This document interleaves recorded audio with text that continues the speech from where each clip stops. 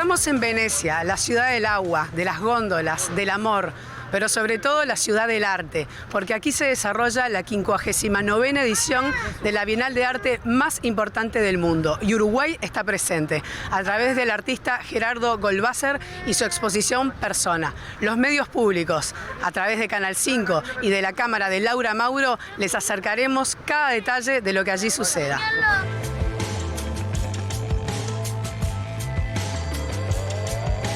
Recibí un llamado de Pablo Uribe preguntándome si me interesaría formar equipo, siendo él el curador y yo el artista, para el próximo llamado a la Bienal de Venecia. Bueno, una alegría enorme. Con Pablo nos conocemos hace muchísimos años, hemos expuesto juntos y acepté. Me dijo pensalo, pero yo le dije no tengo nada que pensar, ya acepto. Persona es una instalación completa conformada por 4 piezas o 5 si contamos la performance.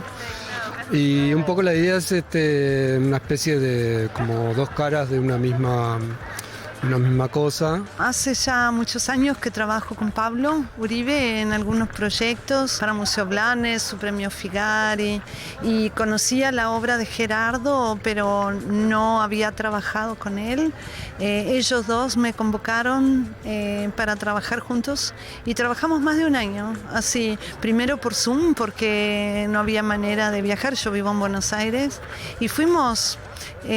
fue precioso el proceso, fuimos dándole vueltas y con discusiones teóricas y también prácticas y también respecto de qué significa estar en la Bienal para un artista. Son momentos de reflexiones porque hay muchas emociones, todo es como antes de un estreno para mí, ¿no? Todo un periodo muy largo de trabajo donde evidentemente cada uno puso lo mejor de sí y hoy es el día que se inaugura. La verdad que es un momento de agradecimiento al equipo, al artista y a su equipo, agradecimiento en la Dirección Nacional de Cultura a todos los que ayudaron, sobre todo al Departamento de Internacionalización de la Cultura Uruguaya y al Instituto Nacional de Artes Visuales. Persona está acá porque todos los años en cada bienal, desde el Ministerio de Educación y Cultura hacemos un llamado, una convocatoria pública a proyectos que se enmarcan en una temática que propone la Bienal de Venecia, en este caso con la curadora Cecilia Alemani, que es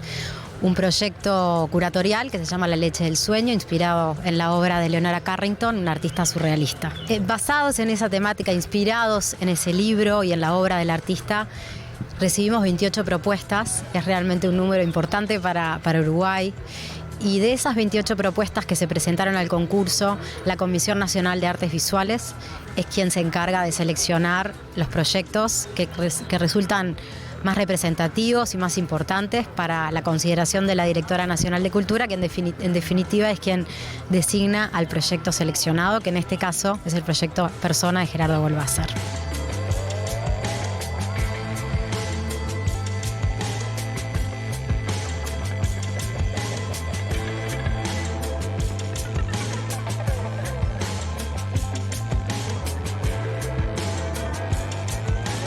Obviamente todo el material sobre mi trabajo, digamos, supongo que como se trabaja tal vez habitualmente, reuniones con los curadores, ¿no? Reunir todo el material, conversar mucho, ver inclusive los puntos de contacto de mi trabajo con la Bienal, porque hay un tema que tiene que ver con la obra de Leonora Carrington. Eso creo que es interesante también aquí en la Bienal, ¿no? Ver cómo las propuestas de los artistas con ese punto de partida que podría ser un poco difícil de trabajar es muy interesante y ese fue un escenario de trabajo muy bueno, ¿no? La mayor parte de la obra está toda realizada con materiales acá en Italia. Nos interesaba también ese diálogo, está muy presente con la ciudad. Persona quiere decir máscara del actor. Es un poco eso, cómo se identificaban en el teatro griego, cómo se caracterizaban los actores a través de la máscara. Y Y también y empezamos a pensar la indumentaria, la ropa como una máscara del cuerpo, digamos. A mí de la obra de Gerardo lo que más me seduce es una continuidad conceptual a lo largo del tiempo. Es muy concentrada, conceptualmente muy auténtica. Es muy íntima y a su vez universal. Eso me gusta mucho. O sea, es una obra que poco explicativa, que admite muchas capas de sentido y a su vez tiene una emotividad que se trasluce y que la hace accesible desde lo afectivo. En ese espejo uno se ve como decidió vestirse esta mañana, ¿no? Y se ve a sí mismo un poco la percepción de que la vestimenta es una piel también, es nuestra esencia también, por más que sea lo de afuera, nos representa, nos identifica y bueno, en ese espejo nos vemos, luego uno entra y hay una obra que él ya tenía, que se llama Saludo y que son todas esas mangas en hilera sobre una pared. Luego hay un instrumento de sastre para medir, que él también lo descodificó, le sacó los colores tradicionales de esa regla y las puso en 2 tonos muy parecidos. Medidas de cada cuerpo que el sastre las registra y se las obsequia al espectador, digamos. El público también está interviniendo en la obra, es una performance muy delicada, digamos, donde no es una cuestión invasiva que está midiendo a todas las personas, sino que establece un diálogo muy cortito, pero muy gentil.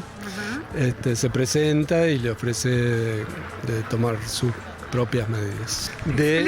Explícita, exacto. Esa era la palabra. De involucrar al espectador, integrar al espectador a la propia obra. Hay tanto en la instancia del probador del espejo, que se sube a una plataforma, el público se mira, luego se integra, camina por hacer su recorrido por la instalación. Yo creo que Persona, bueno, es un proyecto muy honesto, es un proyecto que también lo siento muy uruguayo. Es un proyecto que es blanco y negro, silencioso, es un proyecto que no apunta a la espectacularidad, que se ve mucho en la Bienal, ¿no? Hay muchas pabellones y muchas propuestas que tienen que ver con tecnología, con espectacularidad en el sentido de las puestas en escena, de los recursos.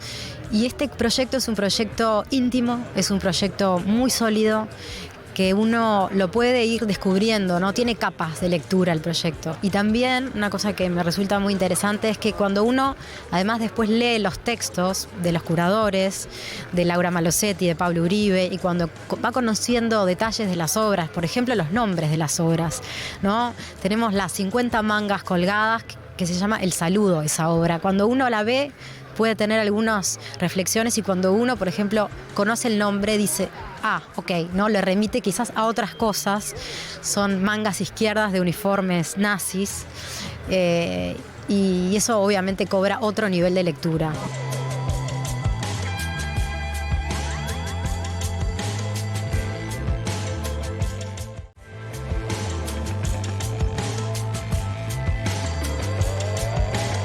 Venecia es una ciudad turística por naturaleza. Habitan 250.000 personas. Imagínense los millones que pasan de visita. La Bienal es un punto estratégico para los visitantes.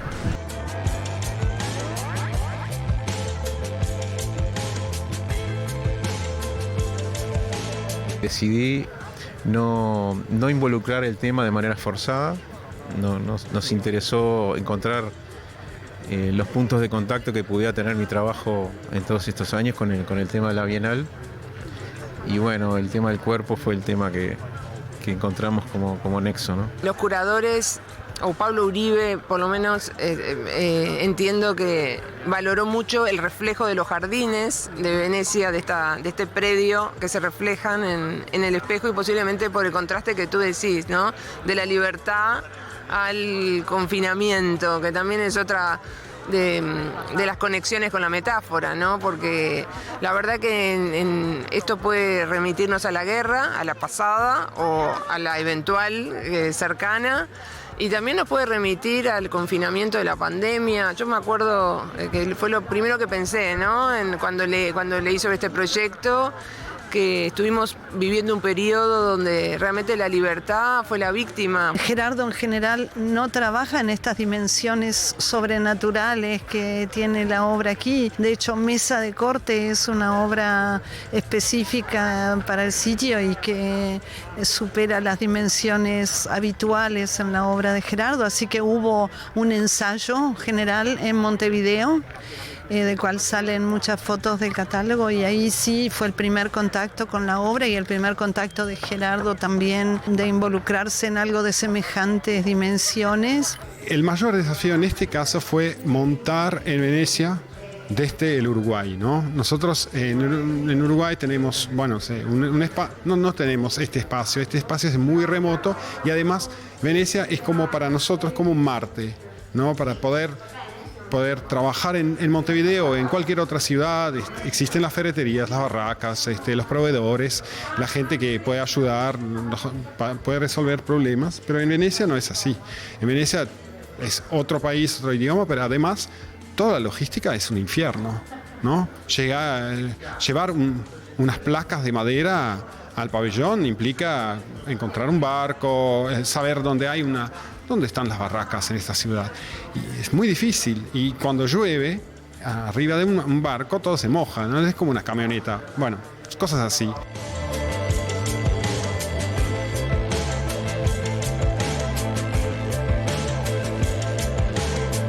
Luego la experimentación con las telas, qué tela conservaba mejor la forma. Allí entró en juego nuestro sponsor de Magma, ¿no? Que en verdad nos ayudó muchísimo, y de hecho el resultado se hizo todo aquí porque la tela es italiana, es de Prato, está donada por Magma y además se elaboró acá. Un colectivo de artistas, cuando las cosas se ponen bravas, bueno, es que no quieren quedarse mal parados, se moviliza mucho, es angustiante para ellos. Y el lugar del montajista, a veces uno también es como una esponja que puede absorber esta ansiedad del artista, ¿no? Y tratar de no rebosar. En realidad todo el trabajo está inspirado en las etapas intermedias de construcción de indumentaria dentro del trabajo de la sastrería, ¿no? Si entras al pabellón hay un espejo con un pallet, eso tiene que ver con un probador. Si entras más en la sala ves mangas confeccionadas, o sea, podés entender que es una etapa final de concreción de un trabajo. Y después está la instalación, digamos, que consiste en 18 rollos a gran escala. Son las mesas de corte que habitualmente vemos de forma horizontal, que decidimos enrollarlas y construir un dispositivo con un mensaje determinado, ¿no? Venecia, que son sedas, colores, siempre fue un centro de la moda y antes fue una potencia del intercambio comercial, y acá venía Marco Polo y nos traía todo, ¿no? De muy lejos. Entonces, yo qué sé, es como realmente también en un lugar como Venecia, hacer algo en negro, en blanco y negro, es un contraste que llama la atención, y que bueno, y que esto es el arte contemporáneo también, ¿no? Que uno siempre ha escuchado que el arte contemporáneo nos interpela, nos desafía, a veces nos da miedo, a veces no lo entendemos, tenemos que hacer un ejercicio mental para seguir a ver qué camino el artista siguió o qué representa para mí. Es interesante, y bueno, y ni que hablar en este ámbito donde uno entra a un pabellón y ve otra propuesta y otra propuesta.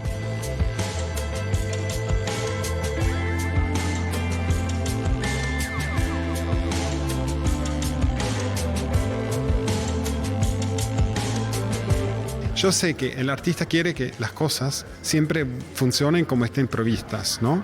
Eso es un poquito lo que quiere cada uno, que no solamente el ámbito del arte. En cambio, yo como montajista, y soy un poquito aventurero, a mí me gusta cuando las cosas no salen como previsto. Ahí tenés que desarrollar o reaccionar sobre la marcha. Y eso es un desafío, y a mí me gusta.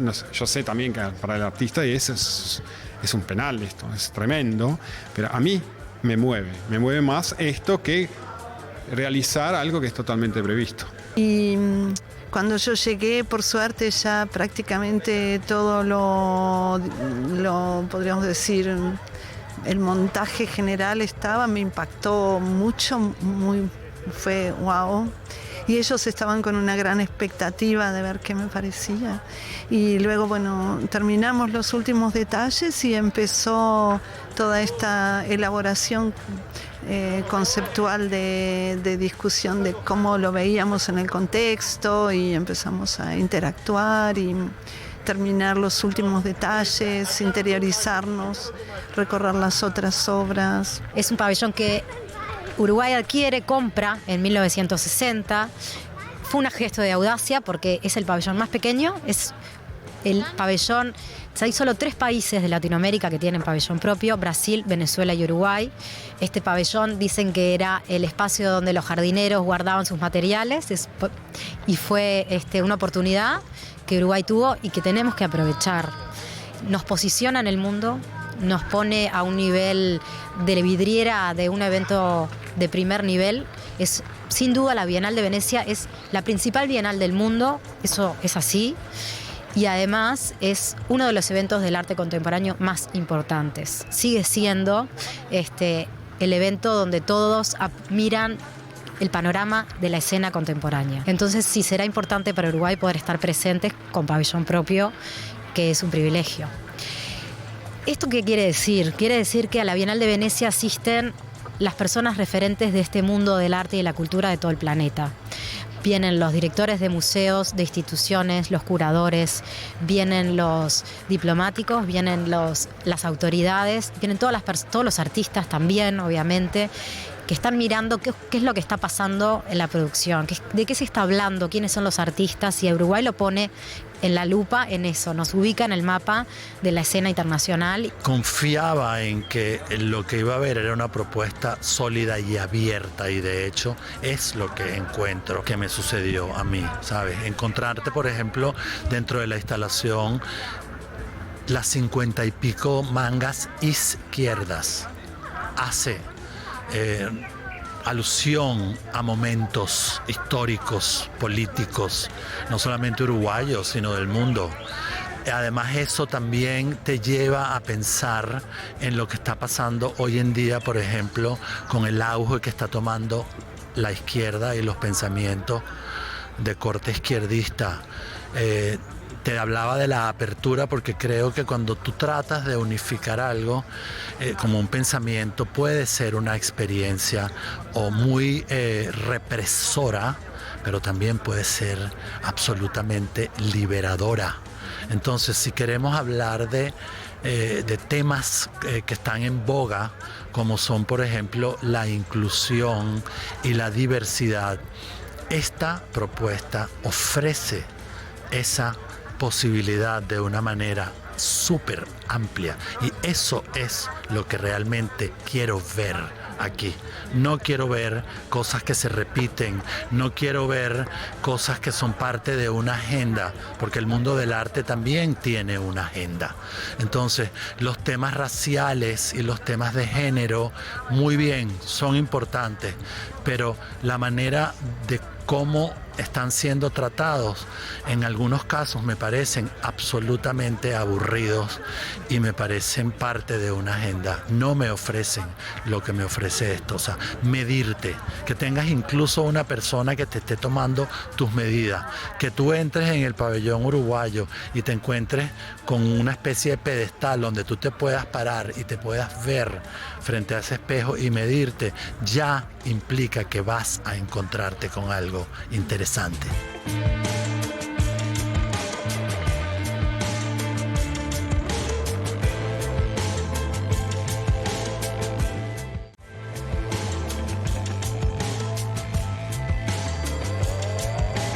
La italiana Cecilia Alemani fue la curadora de esta edición. La nombró La leche de los sueños, basado en el libro de Leonora Carrington. Más de 200 artistas tuvieron que inspirarse con este título. Il latte dei sogni è il titolo della 59esima edizione della Biennale Arte alla Biennale di Venezia. È un titolo che ho preso in prestito da un libro per bambini dell'artista surrealista Leonora Carrington, in cui descrive un mondo in cui esseri magici e ibridi si trasformano e diventano altro da sé. È un libro che ho preso come ispirazione perché la mostra a cui stavo già pensando parlava proprio dell'idea di metamorfosi, di trasformazione e di come ci stiamo adattando a cambiamenti sia verso la tecnologia sia verso il pianeta. Il latte dei sogni include molte artiste donne, più dell'80%, e soprattutto anche artisti e artiste che non sono necessariamente famosi o sono anche molto emergenti.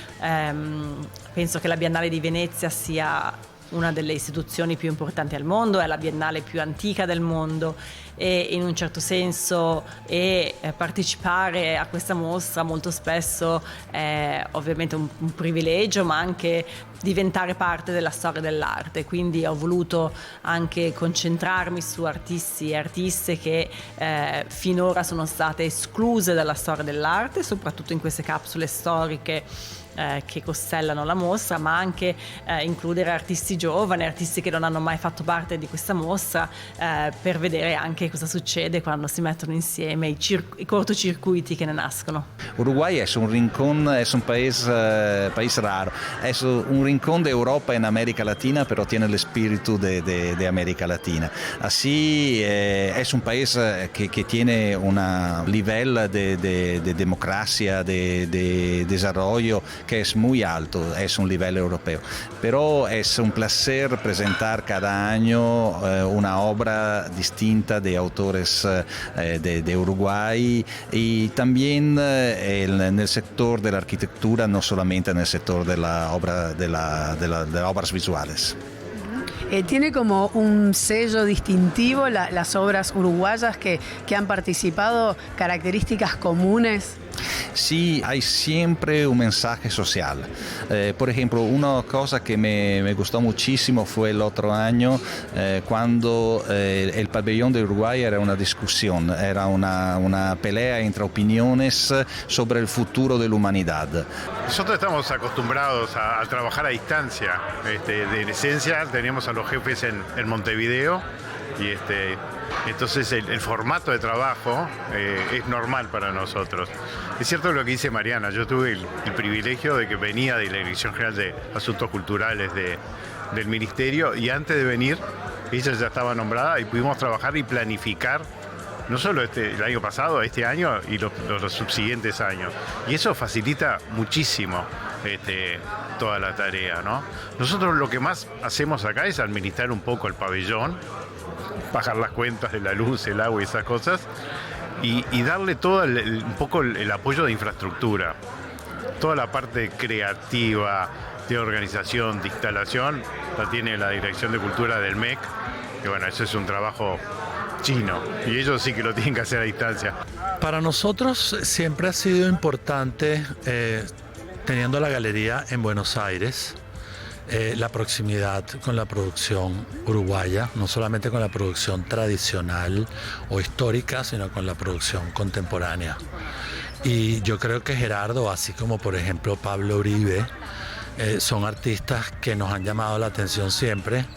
Y bueno, ¿por qué no abrazar propuestas de los vecinos, ¿no? Siempre es importante saber qué está pasando cerca de uno. Y esa es un poco la razón por la que evidentemente la calidad de la obra es muy importante y nos llamó muchísimo la atención el contenido y el mensaje que tiene la obra y nos pareció una oportunidad interesante trabajar con él.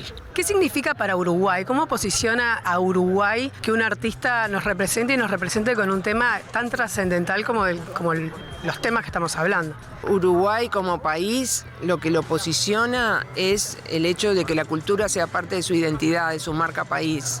Llegar aquí, tener un pabellón en este lugar, ¿no? Que también hay que recordar que tenemos este pabellón en este lugar donde no muchos países tienen, porque un día alguien fue audaz y peleó por tener un pabellón. Vio la oportunidad, llamó por teléfono, habló con el embajador en Italia, que habló con las autoridades en Uruguay y que tuvieron la audacia y la visión de decir tenemos que tener un pabellón acá. Nosotros acá en Italia tenemos además la característica que las distintas regiones demandan presentaciones distintas, ¿no? Por suerte, y las distintas ciudades de Italia son variadas, ¿no? Nosotros lo que usamos dentro del ministerio son los fondos de asistencia cultural, que es un esfuerzo para traer artistas acá a Italia. ¿Cómo vive la sociedad veneciana la Bienal? ¿Qué significa para ellos? Yo soy también el gerente general de la Asociación Hotelera. Así puedo decir que cuando hay la Bienal los hoteles son llenos, pero no son llenos de gente que tiene dinero, de gente que tiene cultura. Y eso es el futuro, el destino de la ciudad. Venecia tiene que ser la ciudad, la gran capital cultural del mundo.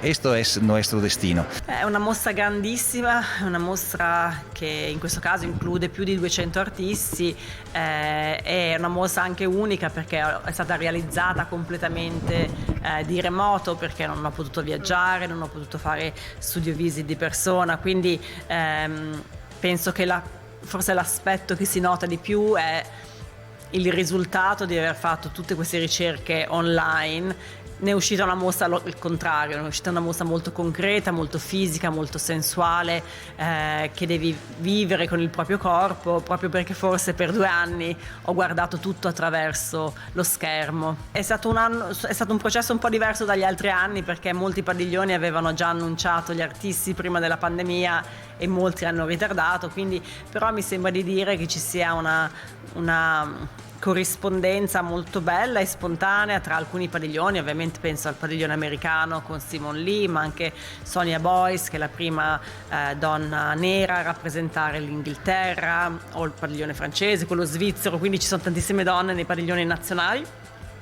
Una cosa che è stata abbastanza, ovviamente non coreografata da noi, ma penso che sia proprio un segno del cambiamento dei tempi. Uno puede prever, conociendo los materiales con que se van a trabajar, los conceptos que están detrás de la obra, pero no existe nada como la vivencia cara a cara, ¿no? Es como conocer a alguien virtualmente y de repente, bien lo reza el dicho, ponerle la cara a la persona o a lo que estás viendo virtualmente cuando te encuentras persona a persona, el impacto que tiene, la sensación que produce ese contacto, las ideas que se generan, tocarla, verla, olerla, sentirla, sentirte cerca, alejarte, aproximarte, entrar una vez, salir, volver a entrar, ¿no?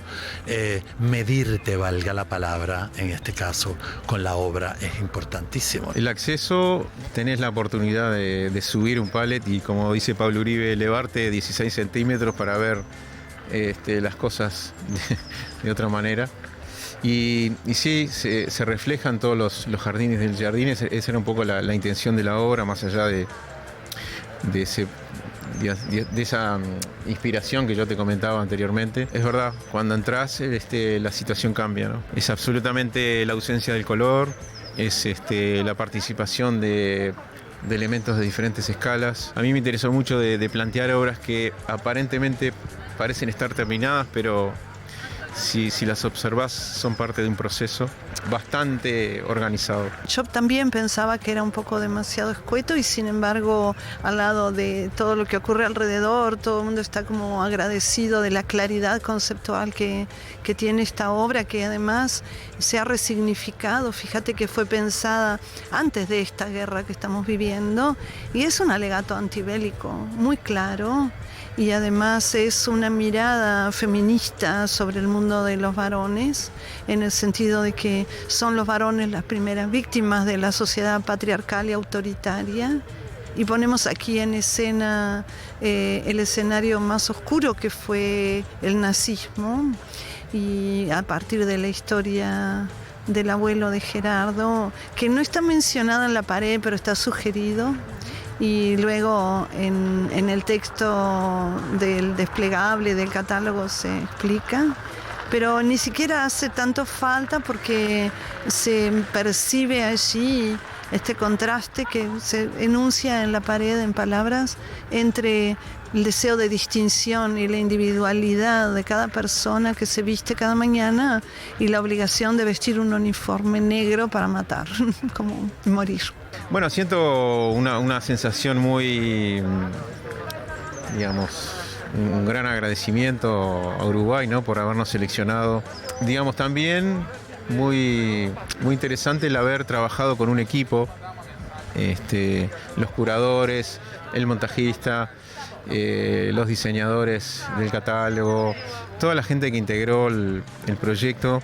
Eso fue para mí una etapa maravillosa, ¿no?, porque decidimos desde el primer día de que todas las opiniones podían tener un lugar para que pudieran ser protagonistas, y eso es una cosa que me gustó mucho. A nosotros nos interesa fundamentalmente, ¿verdad?, que la obra se dé a conocer más allá de las fronteras del Uruguay o de Sudamérica o de América solamente, sino que pase a ser parte del conocimiento colectivo, y que esta oportunidad que ofrece la Bienal es precisamente algo así, una vitrina internacional que va a permitir que la obra de Gerardo se vea a otros niveles, se mida con otras cosas, se considere su inclusión en otras actividades que tengan que ver con el arte, que instituciones internacionales se interesen por la obra y decidan incorporarla